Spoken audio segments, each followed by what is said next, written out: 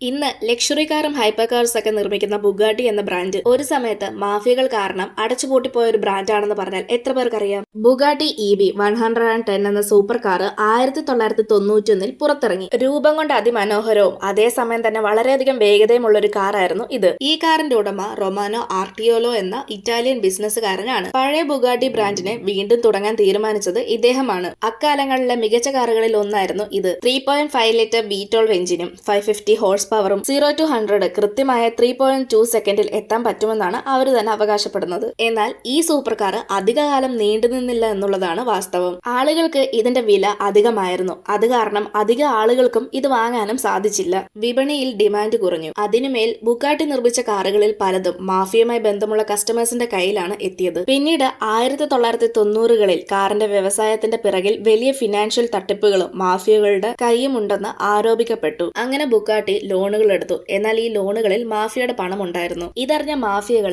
അവരുടെ പണം തിരിച്ചാവശ്യപ്പെട്ട് ബുഗാട്ടിക്ക് നേരെ ഭീഷണി മുഴക്കി. അങ്ങനെ 1995 ബുഗാട്ടി പൂർണ്ണമായും അടച്ചുപൂട്ടി പോവുകയാണ് ചെയ്തത്. പിന്നീട് വർഷങ്ങൾക്ക് ശേഷം ഫോക്സ് വാഗൻ ബുഗാട്ടിയെ വാങ്ങിച്ച് പുതിയ കാറുകൾ നിർമ്മിച്ചു തുടങ്ങി. നിങ്ങൾക്ക് ബുഗാട്ടി കാറുകളിലെ ഏറ്റവും ഇഷ്ടമുള്ള കാർ ഏതാണെന്ന് കമന്റ് ചെയ്യ്. ഇതുപോലെയുള്ള കൂടുതൽ വീഡിയോസ് കാണാനായി ചാനൽ സബ്സ്ക്രൈബ് ചെയ്യാനും ഇൻസ്റ്റഗ്രാമിൽ ഫോളോ ചെയ്യാനും മറക്കല്ല്.